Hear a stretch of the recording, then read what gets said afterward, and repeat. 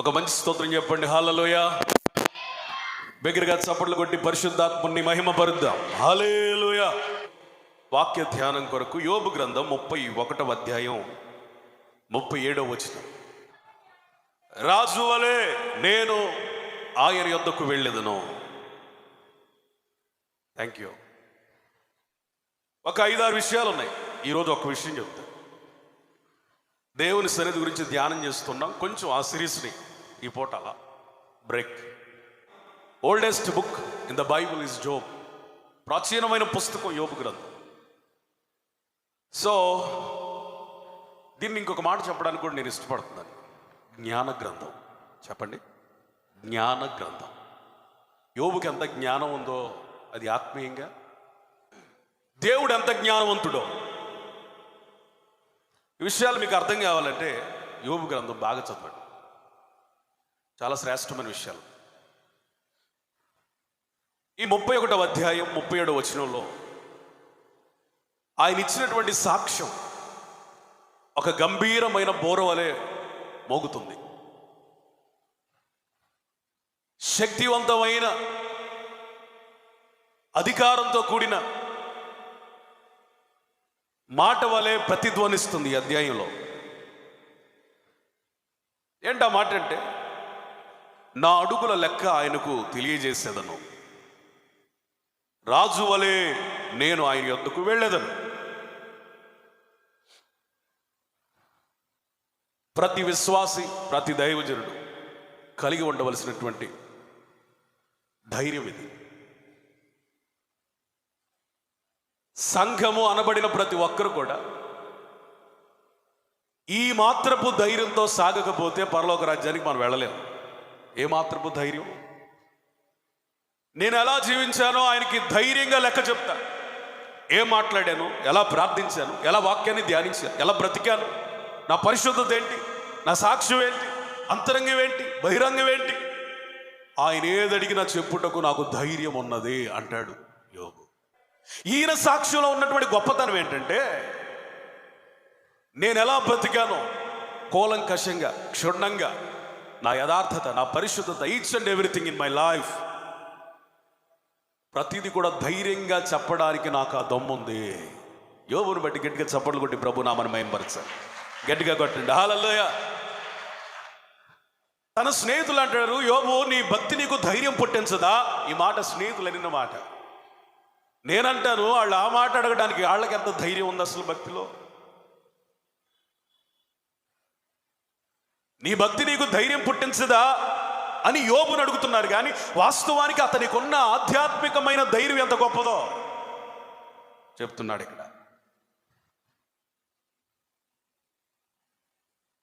యోబు ఇక్కడ తనను తాను ఎలా పోల్చుకుంటున్నాడంటే, just like a king in front of God. దేవుని ఎదుట నేను రాజు వలె నడుస్తాను. Praise the Lord. ఏం ధైర్యం,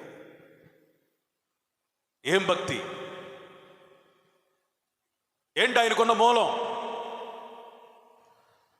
రాజుల రాజు, ప్రభువుల ప్రభు, సర్వలోక చక్రవర్తి, లోకానికి అధిపతి. అలాంటి ఆయన ఎదుట ఒక మానవ మాత్రుడు రాజు వలె ఎలా నడవగలడు, రాజు వలె ఎలా ప్రవర్తించగలడు, రాజు వలె ఎలా సాక్ష్యం ఇవ్వగలడు, రాజు వలె ఎలా ఉండగలడు? దీన్ని బట్టి మనం అర్థం చేసుకోవాల్సినటువంటి ఒక విషయం, రహస్యం ఏంటంటే, మన యథార్థమైన భక్తి తప్ప దేవుని ఎదుట మనల్ని నిలబెట్టే రిఫరెన్స్ ఏది లేదు. స్తోత్రం. నీ భక్తి కనుక సరిగా ఉంటే మనుషుల ఎదుట కాదు, దేవుని ఎదుట కూడా రాజు వలె నిలబడుటకు దేవుడు కృపనిస్తాడు. ఆమెను చెప్పరే, మంచిగా చెప్పాలి. హల్లెలూయా. అసలు నీ భక్తిలో ఉన్న శక్తి తెలుసా? అపోస్తలుడైన పౌలు అంటాడు, అంత్యదినములో ప్రజలు ఎట్లా ఉంటారు, భక్తులు ఎట్లా ఉంటారు, విశ్వాసులు ఎట్లా ఉంటారు, క్రైస్తవులు ఎట్లా ఉంటారు, సేవకులు కూడా ఎట్లా ఉంటారంటే, పైకి భక్తి కలిగి లోపల దైవికమైన శక్తి లేని వారిగా, శక్తిని ఆశ్రయించిన వారిగా ఉంటారట. యోబుకి పైన ఉంది, లోపల ఉంది భక్తి. స్తోత్రం చెప్పండి. ఒంటరిగా ఉంది, 10 మందిలో ఉంది, మందిరంలో ఉంది, బజారులో ఉంది. He has a godliness in every time, in any place. ఎక్కడైనా ఏ సమయమైనా దైవికమైన జీవితాన్ని జీవించి దేవుని ఎదుట నిలబడుటకు నేను అర్హుణ్ణి, యోగ్యుడిని, రాజుని అని చెప్పుకున్నాడు. భక్తిలో రాజుగా చేసింది, దేవుని ఎదుట రాజుగా నిలబెట్టింది. యోబుకేంటి? ఇక్కడ 5 విషయాలు ఉన్నాయని చెప్పాను. ఒక్క విషయమే చెప్తా ఈ పూట. మీరు కనుక జాగ్రత్తగా చదివితే 31వ అధ్యాయం 1 నుంచి 12 వచనాలు చెప్తున్న ఒకటే ఒక మాట, 1 నుంచి 12 వచనాలన్నీ మిక్స్లో వేస్తే వచ్చే ఆ రసం, ఆ జ్యూస్, ఆ 12 వచనాలన్నీ మిళితం చేస్తే వచ్చే ఒకటి 5 అక్షరాల పదం, పరిశుద్ధత. దేవుని ఎదుట యోబును రారాజుగా మార్చింది, రాజు వంటి ధైర్యమునిచ్చింది, గొప్ప సాక్ష్యం చెప్పడానికి బోర్వలే మ్రోగించింది.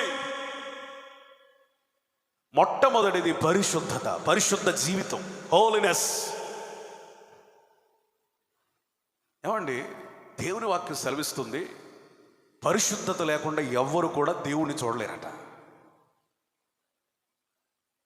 కానీ పరిశుద్ధత ఏం చేస్తుందో తెలుసా? చూడడం మాత్రమే కాదు, పరిశుద్ధుడైన దేవునితో ధైర్యంగా మాట్లాడడానికి, పరిశుద్ధుడైన దేవుని ఎదుట రాజు వలె ప్రవర్తించడానికి, పరిశుద్ధుడైన దేవుని ఎదుట రాజు వలె బ్రతకడానికి, నిలబడడానికి అధికారము, శక్తిని ఇస్తుంది.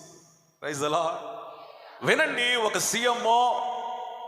సీఎం దాకా కూడా అవసరంలా, ఒక ఎమ్మెల్యే ముందు ఒక సామాన్యమైనటువంటి మానవుడు నిలబడడానికి ఎంత అర్హత కావాలి, ఎంత యోగ్యత కావాలి, ఎంత అధికారం కావాలి, శరీర సంబంధమైన అధికారాలు ఎంత కావాలి. ఒక సీఎంని కలవాలంటే, కనీసం సీఎంని దయ కావాలంటే ముందు సీఎం పక్కన ఉన్నటువంటి ఆ పిఏ అనుమతి కావాలి.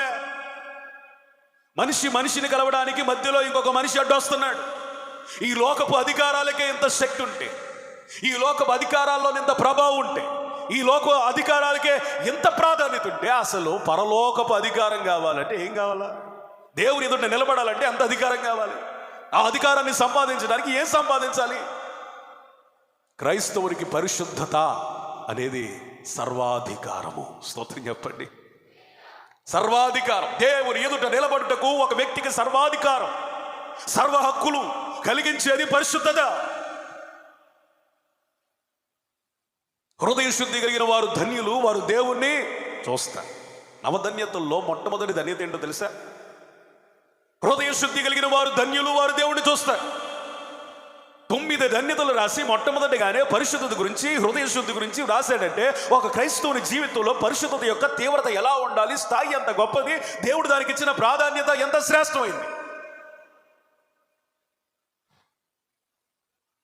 ఆలోచించగలుగుతున్నావా పరిశుద్ధత గురించి? నీ భక్తి జీవితంలో పరిశుద్ధత తీవ్రత ఎంత బాగుండాలో ఆలోచిస్తున్నావా?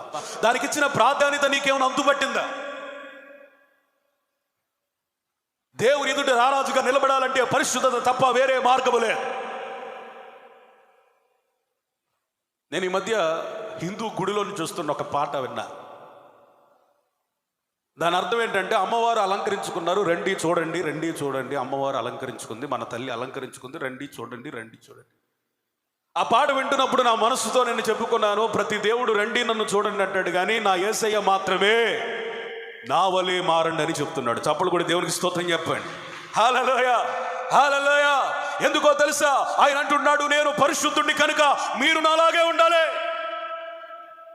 నేనేదో దేవుణ్ణి, నేను మాత్రమే పరిశుద్ధుడిని, మీకు పరిశుద్ధత అవసరం లేదు, ఎప్పుడు మీరు ప్రార్థిస్తూనే ఉండాలి, ఈ స్థాయిలోనే ఉండాలి, ఈ భూమి మీదే ఉండాలని దేవుడు కోరుకోవట్లేదు. కానీ ఆయన పరిశుద్ధతకు సమానమైన పరిపూర్ణత కొరకు, క్రీస్తుని మన కొరకు 2022 సంవత్సరాల క్రితం సిలువలో పరిశుద్ధమైన బలి పశువుగా, స్తోత్రం, పరిహారార్థ బలిగా, స్తోత్రం చెప్పండి, బలియాగముగా, ఒకేసారి అర్పించబడిన యాగముగా చేశాడు ఆయన. Only for the sake of holiness to the church. సంఘములకు పరిశుద్ధత రావాలని. పాటలు, ఆరాధన, వాక్యం okay. What about your holiness? పరిశుద్ధత గురించి ఏం ఆలోచిస్తున్నావు? పరిశుద్ధత గురించి ఏం ఆలోచిస్తున్నావు?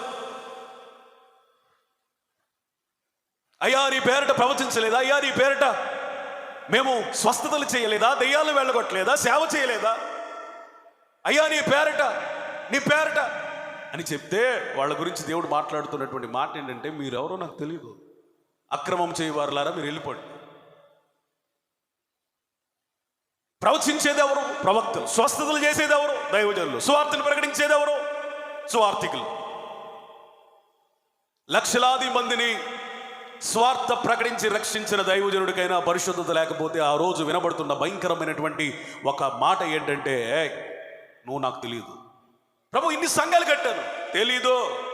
లక్షలాది మందిని రక్షించాను, తెలియదు. బాప్తీసాలు ఇప్పించాను, తెలియదురా బాబు, పో. ప్రవచించారయ్యా.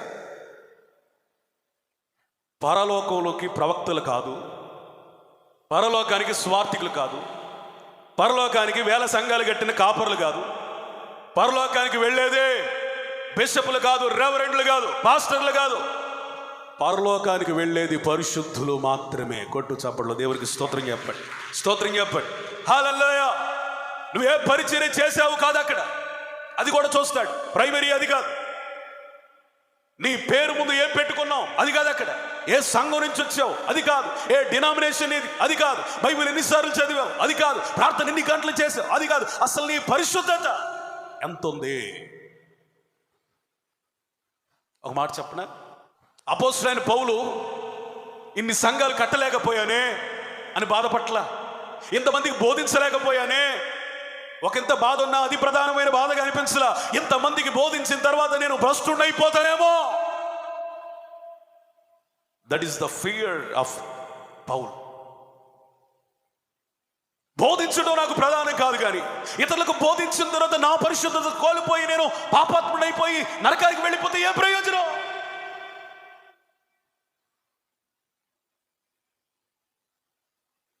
ఫైనల్గా ఒకటే కోరుకుంటున్నాడు, నువ్వు ప్రార్థన చేస్తే ఆ ప్రార్థన నిన్ను పరిశుద్ధునిగా మార్చాలా. ఆమేన్. నువ్వు వాక్యం చదివితే ఆ వాక్యం నిన్ను పరిశుద్ధురాలుగా మార్చాలా.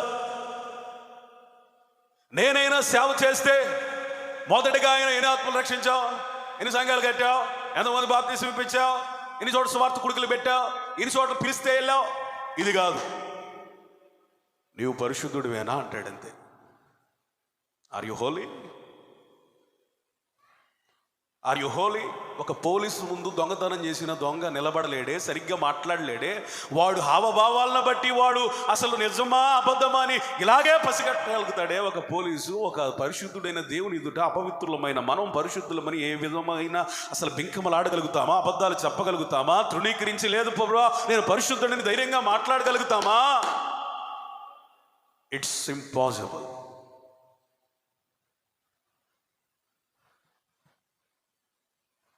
కాబట్టి ఎంత దినాలలో పరిశుద్ధత మీద మన గురి నిలుపుదాం. స్తోత్రం చెప్పండి. హల్లెలూయా.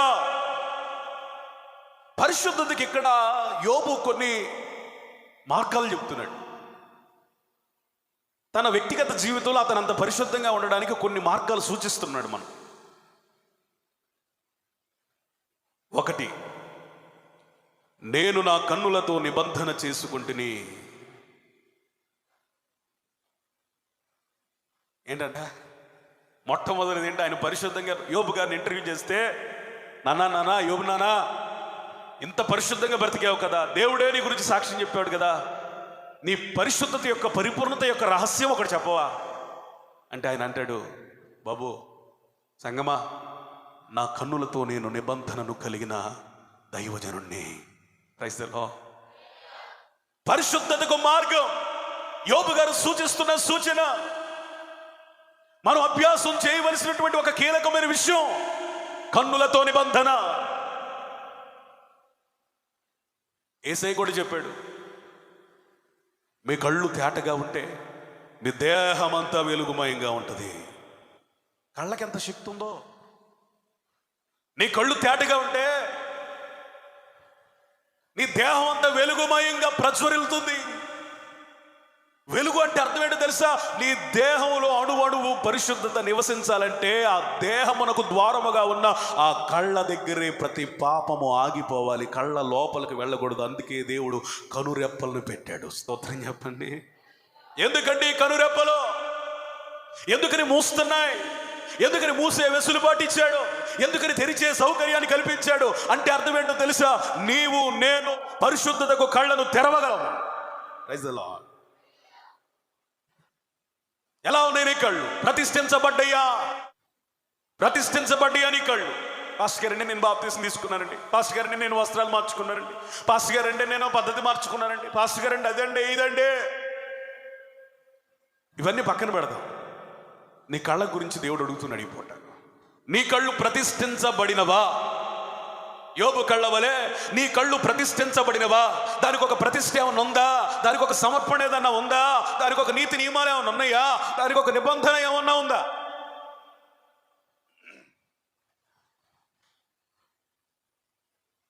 ఈరోజు ఓపెన్గా మాట్లాడడానికి ఇష్టపడతాయి. ఇదే యూత్ మీటింగ్ అనుకోండి, ఇదే సండే సర్వీస్ అనుకోండి. చాలామంది యవనస్తులు మాత్రమే కాదు, వివాహమైన పురుషులు, స్త్రీలు కూడా కళ్ళతో నిబంధన లేని భక్తి చేస్తున్నారు. చాలా మంది పోర్నోగ్రఫీకి అలవాటు పడిపోయారు. నిబంధన లేని కళ్ళవి.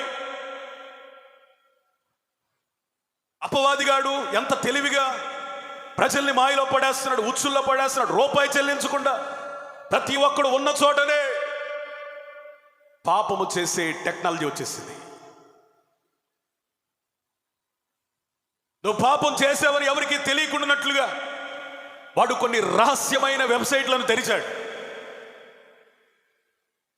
సంగమా విశ్వాసులారా, పరిచారకులారా, మనమందరం పరిశుద్ధులమై మన కళ్ళతో నిబంధన చేసుకోకపోతే ఈ లోకపు వలయాలను, ఈ లోకపు సంఖ్యలను, ఈ లోకపు బంధకాలను, ఊరుల వంటి ఆ వలలను మనం దాటుకొని రావాలి.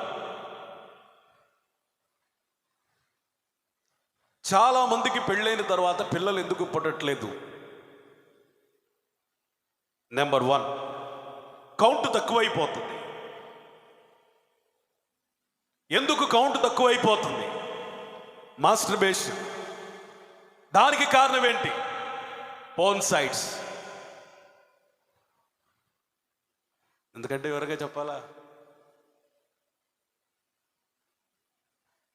ప్రతి పాపం వెనక ఒక అనారోగ్యం, ఒక సమస్య దాగుంది. ఎందుకంటే పిల్లలు పుట్టట్లేదంటే, బాబు నీకు కౌంట్ తక్కువగా ఉందిరా, అవి తిను ఇవి తిను అంటారు. అది డాక్టర్లు చెప్పే మందు. ఎందుకు నీకు పిల్లలు పుట్టట్లేదు? ఎక్కడో నీ కళ్ళతో నిబంధన లేదు. కళ్ళకి పిల్లలకి ఏం సంబంధం ఉందండి? ఈరోజు సహజంగా జరగాల్సినటువంటి ఒక లైంగిక జీవితం అసహజం అయిపోయింది. మాట్లాడాలి, వీటిని సంఘాల్లో మాట్లాడాలి. పరిశుద్ధత అనేది ప్రారంభించబడేది లైంగిక నైతికత నుండి ప్రారంభించబడింది. Sexual morality. అసలు పరిశుద్ధతకి తీవ్రమైన అంశం. అసలు ఈ పరిశుద్ధత పరిపూర్ణం అవ్వాలంటే సెక్షువల్ మొరాలిటీ ఉండాలి.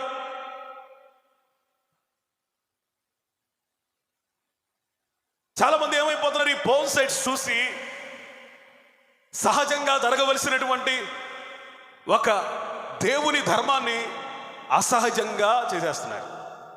తద్వారా ఏం జరుగుతుందో తెలుసా? భార్య మీద ఫీలింగ్స్ ఉండవు, భర్తల మీద ఫీలింగ్స్ ఉండవు. ఎందుకంటే ఆ ఫీలింగ్స్ అన్ని ఆ బొమ్మల్లోనే తేలిపోతున్నాయి. బొమ్మల్లో ఉండాలన్నట్లుగా నీ భార్య ఉండాలని నువ్వు ఆశిస్తావు, అలా ఉండాలని నీ భర్త నువ్వు ఆశిస్తావు. నిజానికి అలా ఉండదు. అక్కడ ఏమైపోద్ది? భార్య మీద ఆసక్తి తగ్గిపోద్ది. ఎందుకో తెలుసా? ఆసక్తి అంతా పోర్నోగ్రఫీతోనే అయిపోతుంది. మానవ సంబంధాలు ఎందుకని కదా ఎడబాటు వస్తుంది, విచ్ఛిన్నం అయిపోతుంది అందుకని కాదా, విడాకుల దాకా వెళుతుంది అందుకని కాదా, భర్తల్ని చంపుతుంది అందుకని కాదా?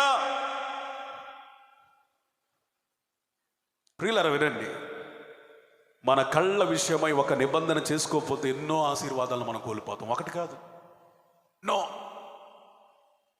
మన కళ్ళు ఎట్లా ఉండాలంటే, నీ ధర్మశాస్త్రం ముందు ఆశ్చర్యకరమైన సంగతులు చూచినట్టు నా కళ్ళు తెరువు నాయనా అని దావీదు ప్రార్థించినట్లుగా, దావీదు నిబంధన చేసినట్లుగా ఉండాలి. స్తోత్రం చెప్పండి. నేను అంటాను, ఇక నుంచి యవనస్తులారా ప్రేమతో చెప్తున్నాను, ఇది మొదలుకొని పోర్న్ సైట్స్ కాదు కానీ హోలీ బైబిల్ తీయండి. స్తోత్రం చెప్పండి. హోలీ బైబిల్ తీయండి. మీరు ఎంత వాక్యం ఎక్కువ చదువుతారో మీ మనోనేత్రంలో అంతగా వెలిగించబడతాయి, మీ కళ్ళంతా పరిశుద్ధపరచబడతాయి. రహస్యమందు ఉన్నటువంటి మర్మాలు దేవుడు విడుదల చేస్తాడు. ఫోనుతో గడపగలిగినంత స్థాయిలో మనం గనక బైబిల్తో గడపగలిగితే సంఘాలు ఉజ్జీవించబడతాయి, మండుతాయి. దేవునికి స్తోత్రం చెప్పండి. ఫోనుతో గడపగలిగిన సమయాన్ని దేవునికి ఇవ్వగలిగితే మనం విశ్వాస వీరులంగా మారుతాం, ఉజ్జీవకర్తలుగా మారుతాం, ఉపవాస వీరులుగా మారుతాం. సంఘాలు మారిపోతాయి, గ్రామాలు మారిపోతాయి.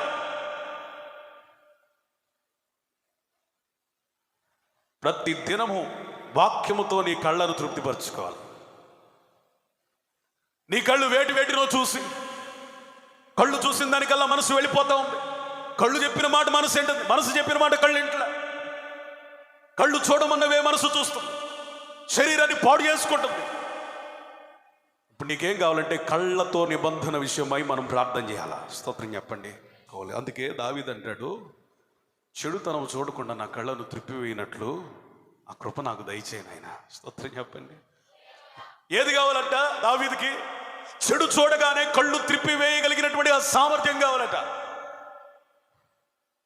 చూసిన ప్రతిదానికి కళ్ళు అప్పగించుకునేటువంటి ఆ పాడు బ్రతుకొద్దట. అతనికి కావాల్సింది ఏంటంటే ఏది మంచో ఏది చెడో తనకు అర్థమైంది. దేనికి కళ్ళు తెరవాలో దేనికి కళ్ళు మూయాలో అర్థమైంది. అయితే అది సాధన చేస్తా ఉన్నాడట. దేవుని కృప కావాలట. స్తోత్రం. ప్రియులారా వినండి, మనకు సత్యం అర్థమైంది. ఏది పరిశుద్ధతో ఏది అపవిత్రతో, ఏది మంచిదో ఏది చెడుదో, ఏది చూడొచ్చో ఏది చూడకూడదు, ఈ విషయాలన్నీ మనకు అర్థమైపోయినాయి. ఇప్పుడు మనం ఏం చేయాలి తెలుసా? మంచి వాటికి మాత్రమే మన కళ్ళను అప్పగించాలి. స్తోత్రం చెప్పండి. ఒకప్పుడు మీ అవయవాలు దుర్నీతికి సాధనాలుగా ఉన్నాయి. వారు మనసు పొందారు, రక్షించబడ్డారు, పరిశుద్ధాత్మ చేత నింపబడ్డారు, ఆరాధనలో పాల్గొంటున్నారు, ఉపదేశంలో స్థిరపడుతూ ఉన్నారు. అయితే ఇప్పుడు మీ అవయవాలు నీతి విషయమై అవయవాలుగా మారాలి, సాధనాలుగా మారాలి. పరిశుద్ధతకు సాధనంగా ప్రతి అవయవము మార్చబడాలి. స్తోత్రం చెప్పండి. స్తోత్రం చెప్పండి. ఒక్క కన్ను కనుక పోర్నోగ్రఫీకి అలవాటైపోతే హృదయం పాడైపోతుంది, మనసు పాడైపోతుంది, మన అవయవాలన్నీ కంప్లీట్గా పాడైపోతాయి. ఒక్క కన్ను సమస్త అవయవాలకి అపరాధాన్ని కలుగజేస్తుంది, దోషాన్ని పుట్టిస్తుంది, కల్మషం చేస్తుంది, మాలిన్యాన్ని కలుగజేస్తుంది. ఈ కంటి విషయమై మనం ఎంత జాగ్రత్తగా ఉంటే అంత మంచిది. ఈ కంటి విషయమై ఎంత జాగ్రత్తగా ఉంటే మనం అంత పరిశుద్ధులుగా ఉంటాం. ఈ కంటి విషయమై మనం ఎంత జాగ్రత్తగా ఉంటే అంత పరలోకానికి దగ్గరగా పోతాం.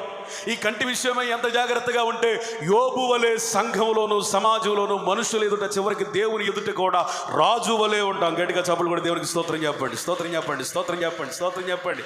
Praise the Lord. Hallelujah. Hallelujah. ఎలా ఉండాలి? రాజు వలె ఉండాలి. ఉండాలంటే ఏం చేయాలి? కన్నులతో నిబంధన చేసుకోవాలి. ఇర్మియా అంటాడు, అయ్యా నా తల జలమయముగా నా కళ్ళు కన్నీటి ఒట్టుగా మార్చబడును కాక. Praise the lord. ఎందుకంటే నా ప్రజలు నశించిపోతున్నారు ప్రభువా, వారి కొరకు ప్రార్థించాల్సిన ఆవశ్యకత ఎంతైనా ఉంది. ఇప్పుడు వరకు నా కళ్ళు ఎలాగో ఉన్నాయి. ఈ మాట మీరు అనుకోవాలి. ఇక మొదలుకొని ఇర్మియా వలె నా కళ్ళు కన్నీటిని మాత్రమే స్రవింప చేయును గాక. స్తోత్రం చెప్పండి. ఇంతవరకు ఎలా ఉన్నాయో నీ కళ్ళు? దేవుడు ఈ పూట ఎందుకు మాట్లాడుతున్నాడంటే నిన్ను ప్రేమిస్తున్నాడు, హెచ్చరిస్తున్నాడు, నీ మేలు కోరుతున్నాడు.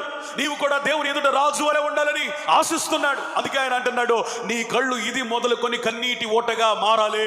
Praise the lord. కన్నీటి పర్యంతమై ప్రార్థించగలిగిన విశ్వాసులుగా మారాలి. నీ కళ్ళు ఎట్లా ఉండాలట? కన్నీటి ఓటగా. ఏనండి, మనం కన్నీరు కార్చినంత కాలం సంఘాలు బాగుంటాయి. స్తోత్ర. మన కన్నీరు కార్చినంత కాలం కుటుంబాలు బాగుంటాయి. కన్నీటికున్న శక్తి ఏంటో తెలుసా? అది ఆశీర్వాదపు వర్షాన్ని కురిపిస్తుంది. పోయిన వారం చెప్పా, గుప్పిడంత గుండె కరిగిపోతే విశాలమంత ఆకాశం తెరవబడుతుంది. గుండె కరిగితే ఆకాశం తెరుస్తాడు. నీ చిన్న కళ్ళు కన్నీరుని విడిస్తే ఆకాశమనంతా తెరిచి దేవుడు నీ కొట్లను నింపుతాడు. స్తోత్రం. ఆశీర్వాదాలతో నీ ఇళ్లను నింపుతాడు. స్తోత్రం చెప్పండి. పరిశుద్ధత లేకుండా ఏ ఆశీర్వాదం రాదండి మన ఇంట్లో. పరిశుద్ధంగా బ్రతకుండా దేవుడి నుంచి ఏది ఆశించుటకు మన యోగ్యులము కాదు, అర్హులం కాదు. ఈరోజు పరిశుద్ధతను గురించి తీవ్రత కలిగిన వారమై కళ్ళ విషయంలో నిబంధన చేసుకుని కన్నీటి పర్యంతమై ఇర్మియా వలె నశించిపోతున్న ఆత్మల కొరకు ప్రార్థించాల్సిన సమయం. నీ పిల్లలు పాడైపోతున్న కన్నీరు రావడం లేదే. నీ భర్త మారకపోయినా కన్నీరు లేదే, ప్రభుత్వ పథకాలు రాలేకపోతేనో, లేట్ అయిపోతేనో, నీకు మిస్ అయిపోతేనే ఎంత బాధపడుతున్నావో, కానీ నీ భర్త మారలేదనే ఒక చేదైన నిజం నీ గుండెని కరిగించలేకపోతుంది, కన్నీళ్లు రప్పించలేకపోతుంది.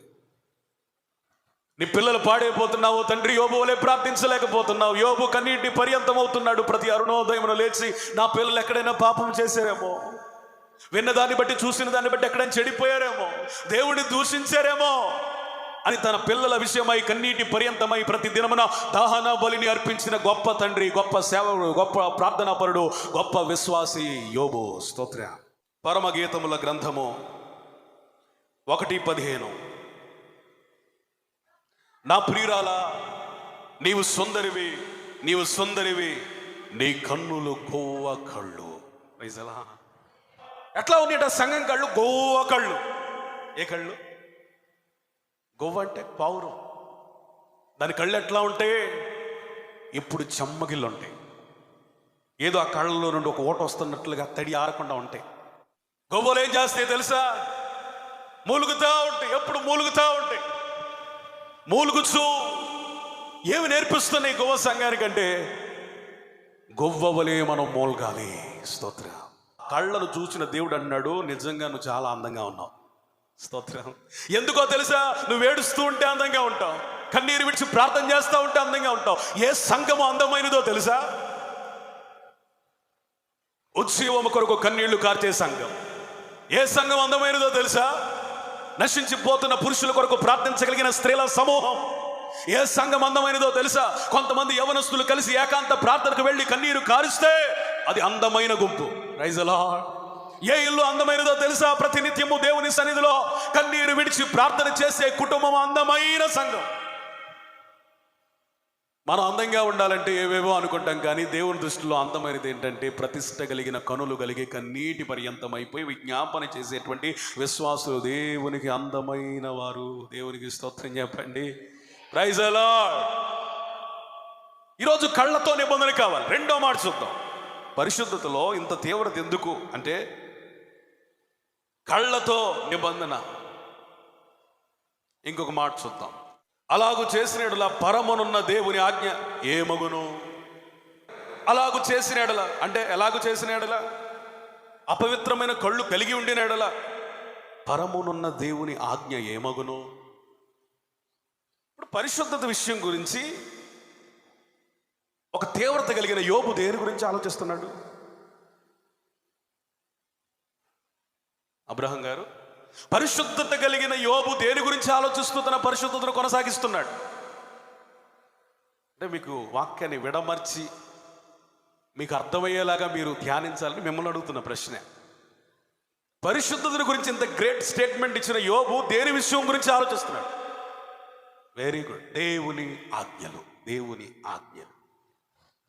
నువ్వు ఎలా పరిశుద్ధతను కాపాడుకోగలిగి దేవుని ఎదుట రాజుగా బ్రతకగలగంటే, ఒకటి కళ్ళతో నిబంధన చేసుకోవాలి, రెండు దేవుని ఆజ్ఞల విషయమై ఆలోచన కలిగి ఉండాలి.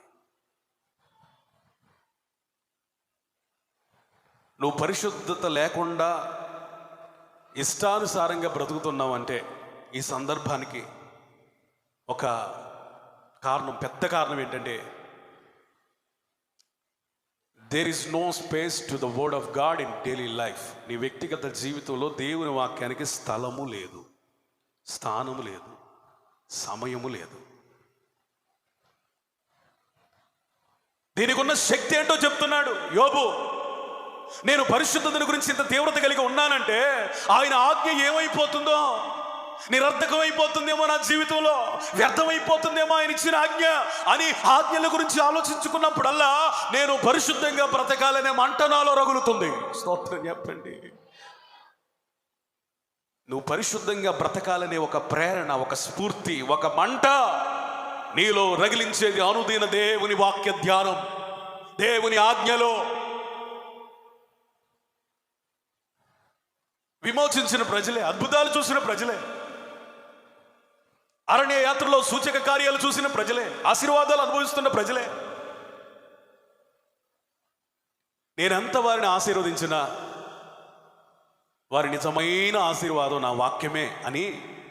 మన దేవాతి దేవుడు, తండ్రి అయిన దేవుడు ఆయన స్వహస్తాలతో చెక్కిన పలకల మీద ఆయన ఆజ్ఞలను రాసి తన దైవజనుడైన మోషేకిచ్చి ప్రజలకు పంపించేటువంటి క్రమంలో ఆ ప్రజలు మోషే తీసుకొస్తున్న ఆజ్ఞల పలకలు పగిలిపోయేలా ప్రవర్తించారు. దైవజనుడు కొండ మీదకి వెళ్ళాడే, దేవుడితో గడపడానికి వెళ్ళాడే, వాక్యాన్ని తీసుకొస్తాడు కదా, ఆయన మాటలు వినిపిస్తాడు కదా, ఆయన సన్నిధిలో పొందుకున్న ప్రత్యక్షతలు వివరిస్తాడు కదా, వాటి చేత మనం తృప్తిపరచబడదాం, అలా బ్రతుకుదాం అలా ఆలోచన ఒక్కడికోలేదు. దైవజనుని నోట నుండి వచ్చుచున్న మాట విషయమై తీవ్రత లేని ఒక విశ్వాసే వ్యభిచారి అవడానికి కూడా సిద్ధపడతాడు. తిరుగులేని సత్యం ఇది. దేవుడు నిలబెట్టిన దైవజనుని నుండి వర్తమానం ఒకటి వస్తుంది, అది నన్ను బలపరుస్తుంది, దాని విషయమై నేను ప్రార్థించాలి, దాన్ని తీవ్రంగా తీసుకోవాలి, సీరియస్గా తీసుకోవాలి. అది నిజంగా దైవజనుడు పలికిన మాట కాదు, కానీ దేవుడే తన హృదయంలో పెట్టిన మాట కాబట్టి దేవుడే మాట్లాడాడు అని ఎవరైతే సీరియస్గా తీసుకోరో వారు చాలా దూరం వ్యభిచారం దాకా వెళ్ళిపోతారు. ఎందుకు ఈ మాట అంటున్నానంటే మనం పరిశుద్ధత గురించి మాట్లాడుకుంటాం కాబట్టి. వాక్యం గురించి ఏమైనా ఆలోచిస్తున్నావా? యోహాను తన పత్రికను రాస్తూ ఎలా ప్రారంభించాడంటే, ఆదియందు వాక్యం ఉండి, నా వాక్యమే దేవుడయ్యుండి, దేవుని యొద్ద ఉండి, ఆ వాక్యమే దేవుడయ్యుండి, ఆ వాక్యమే కృపా సత్య సంపూర్ణునిగా ఈ భూమి మీదకి వచ్చింది. That is the understanding of John towards the word of God. దేవుని వాక్యమును గురించిన యోహానుకున్న అవగాహన, విశ్లేషణ చూడండి. వాక్యం అంటే ఏదో అక్షరం కాదు, వాక్యం అంటే ఏదో శబ్దం కాదు, వాక్యం అంటే దైవజనుడు సిద్ధపడిన ప్రసంగం కాదు, వాక్యం అంటే దేవుడే. సీరియస్నెస్ ఉందా? వాక్యం పట్ల సీరియస్నెస్ ఉందా? వాక్యం పట్ల తీక్షణత కలిగిన వానికి ప్రతి పదము కూడా ఒక అగ్నిగోళం వలె తన గుండెను కదిలించి వేస్తుంది, మండిస్తుంది, కరిగిస్తుంది, పశ్చాత్తాపం కలిగిస్తుంది. ఎందుకని? గుండెలు పగిలిపోయే సత్యాలు చెప్తా ఉన్నా, తీవ్రత కలిగి బ్రతకమని చెప్తా ఉన్నా, ఏ ఉపదేశం నేను కదిలించకపోతుంది, కన్నీరు రప్పించలేకపోతుంది, పశ్చాత్తాపాన్ని పుట్టించలేకపోతుంది, ఒక సీరియస్నెస్ లేదు, ఒక సండే స్కూల్ పిల్లల్లాగా కథలు విన్నట్లుగా వెళ్ళిపోతా ఉన్నారు. కానీ యోబు వంటి తీక్షణత వాక్యం పట్ల నీకుంటే దేవుని ఎదుట ఒక రాజు వేరి. స్తోత్ర, ప్రైజ్ ది లార్డ్. తీక్షణత లేదు. యోబు గడ్డ పాపం చేయాలి, అతడు కూడా మనిషే, పాపం చేయాలని ఆలోచన వస్తే చేయడానికి ముందుగా తను ఆలోచించేటువంటి ఒక మాట ఏంటంటే, దేవుడు నా నిమిత్తమై విధించిన ఆజ్ఞలు ఏమైపోతాయి, నేనే పాటించకపోతే ఇంకెవరు పాటిస్తారు?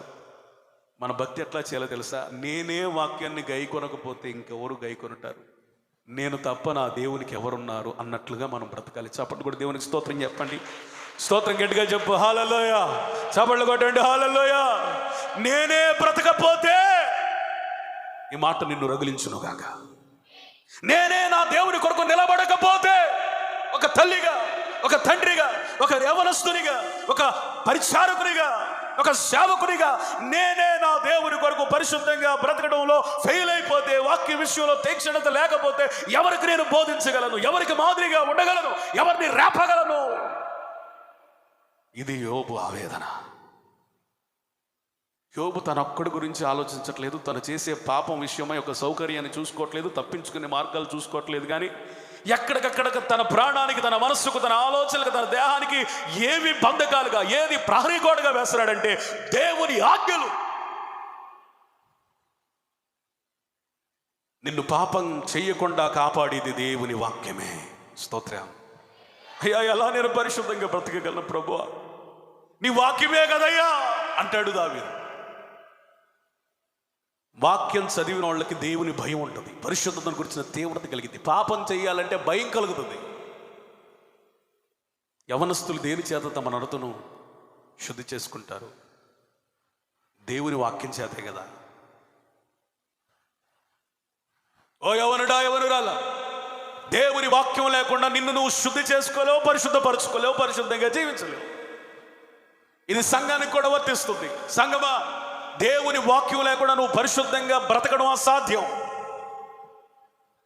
అందుకని ఇశ్రాయేలట పడుకున్నప్పుడు, కూర్చున్నప్పుడు, ప్రయాణం చేస్తున్నప్పుడు, నడుస్తున్నప్పుడు తమ పిల్లలతో నిత్యం చెప్పే మాట ఏంటంటే, అరే మన దేవుడు మనల్ని అరణ్య యాత్రలో పోషించాడురా, నడిపించాడురా, అద్భుతాలు చేశాడురా, సూచక క్రియలు చేశాడురా, మన కొరకు సముద్రమును చీల్చిన గొప్ప దేవుడు రా మన దేవుడు, ఆకాశం నుండి అన్నమును పంపించిన గొప్ప దేవుడు రా మన దేవుడు. మన దేవుని వంటి దేవుడికి ఎవరు లేరు. యోర్దానును ఏకరాశిగా చేసిన దేవుడు, సూర్యచంద్రులను ఆకాశంలో నిలబెట్టిన దేవుడు ఆయన. నక్షత్రాలకు పేర్లు పెట్టిన దేవుడు మన దేవుడు. మన దేవుడు వంటి దేవుడు ఇంకొకడు లేడు అని ఇశ్రాయేలీయుల కుమారులకి, మనవ సంతానానికి చెప్పుకుంటా ఉన్నప్పుడు వాళ్ళకి దైవ భయం కలిగి, దేవుని ఎడల ప్రేమ కలిగి, దేవుని ఆజ్ఞల మార్గాల్లో నడవడానికి కృపనిస్తుందట. దేవునికి స్తోత్రం చెప్పండి, స్తోత్రం చెప్పండి. ఓ తల్లి, నీ యవ్వన కుమార్తె కొరకు, కుమారుని కొరకు నువ్వేం చెప్పగలగాలంటే, నీవు యోబు వలె పరిశుద్ధంగా బ్రతకగలగాల. స్తోత్ర. యోబు వంటి వాక్యమును గురించిన తీవ్రత కలిగి ఉండాలి. నీవెవరువో తెలుసా? ఒకవేళ నేనైతే నా కుమారునికి ఏం చెప్పాలంటే, సామ్జోయాల్ క్యాండీ, నువ్వు దేవుని సేవకుడు ఎలా ప్రవర్తించకూడదు. మీరు కూడా మీ పిల్లలకి ఏం చెప్పాలంటే, మీరు పరిశుద్ధంగా బ్రతకాలి. మనం దేవుని బిడ్డలం, మీరు దేవుని బిడ్డలుగా ఉండాలి. దేవుడిని ఆశీర్వదించాలంటే పరిశుద్ధత కావాలని ప్రతి దినము వారిని హెచ్చరించాలి. దేవుని వాక్యాన్ని జ్ఞాపకం చేయాలి. వారు వారి త్రోవలను తప్పిపోకుండా, కుడికైనా ఎడమకైనా వెళ్లకుండా ఆయన ఆజ్ఞల మార్గాలే వారిని దీవిస్తాయి, నిలబెడతాయి. స్తోత్రం చెప్పండి, స్తోత్రం చెప్పండి.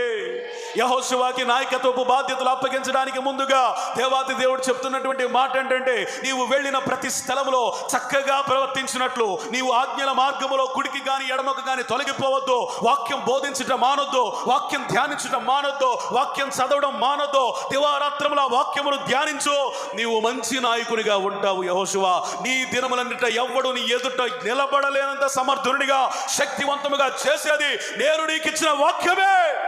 స్తోత్రం, స్తోత్రం, స్తోత్రం. వాక్యం ఒక వ్యక్తిని నాయకుడిగా మారుస్తుంది. వాక్యం ఒక వ్యక్తిని చక్కగా ప్రవర్తించేలా చేస్తుంది. వాక్యం ఒక వ్యక్తిని బోధకునిగా మారుస్తుంది. వాక్యం ఒక వ్యక్తిని మార్గదర్శకునిగా చేస్తుంది. వాక్యం ఒక వ్యక్తిని బుద్ధి చెప్పేలా ప్రేరేపిస్తుంది, అధికారాన్ని ఇస్తుంది. వాక్యం అనేక మందికి మాదిరిగా మనం బ్రతికేలా చేస్తుంది. ఈ వాక్యాన్ని విడిచిపెట్టి నువ్వు ఎలా how can get holiness in your life without the word of God? దేవుని వాక్యం లేకుండా ఎలా? అందుకే ఆయన అంటాడయ్యా, నాకు పాపం చేయాలని తలంపులు వస్తున్నాయి, ఆలోచనలు వస్తున్నాయి, కానీ నీ ఆజ్ఞల గురించి ఆలోచిస్తే, నేనే నా దేవుడి కొరకు బ్రతకకపోతే నా పిల్లలు ఎలా బ్రతుకుతారు? నా ఇంట్లో పనివారు ఎలా బ్రతుకుతారు? నా భార్య సంగతి ఏంటి? వద్దొద్దు, ఈ పాపం వద్దు. నేను బాగుంటే నా భార్య బాగుంటుంది, నేను బాగుంటే నా పిల్లలు బాగుంటారు, నేను బాగుంటే నా సేవకులు దాసీలు బాగుంటారు, నేను బాగుంటే నా జీవితమే బాగుంటుంది. అయ్యా, నీ వాక్యం నాకు కావాలి. స్తోత్రం. I need your word. నేను 119వ కీర్తన చదివినప్పుడు నేను అర్థం చేసుకున్నటువంటి మాట ఏంటంటే, అంత పెద్ద కీర్తన ఎందుకు రాయించాడు బైబిల్లో? 150 కీర్తనలు, అదే the biggest psalm in the Bible. ఎందుకో తెలుసా? వాక్యము ప్రధానం పరిశుద్ధ జీవితానికి, ఒక విశ్వాస జీవితానికి, పరలోకం వెళ్ళడానికి. స్తోత్రం, ప్రైజ్ ద లార్డ్. అందుకని నేను రాయించాను, నీ మాట మిక్కిలికి స్వచ్ఛమైనది, అది నీ సేవకునికి ప్రియమైనది. ప్యూర్. పాలల్లో కల్తీ ఉండొచ్చు, తేనెలో కూడా కల్తీ ఉండొచ్చు, తినే అన్నంలో కల్తీ ఉండొచ్చు, తల్లిదండ్రుల ప్రేమలో సైతం కల్తీ ఉండొచ్చు. కల్తీ లేని ఒకే ఒక స్వచ్ఛమైనది దేవుడు మనకిచ్చింది, అది ఆయన వాక్యం. స్తోత్రం చెప్పండి. ఆ వాక్యాన్ని బట్టి బిగ్గరగా స్తోత్రం చెప్పండి, స్తోత్రం చెప్పండి. నీ వాక్యము కొరకు స్తోత్రం. వాక్యం కొరకు మనం స్తుతులు చెప్పాలి. ఎందుకో తెలుసా? ఇది మనల్ని పరిశుద్ధంగా బ్రతికేలా రేపుతుంది. దేవునికి స్తోత్రం చెప్పండి. 3వ మాట,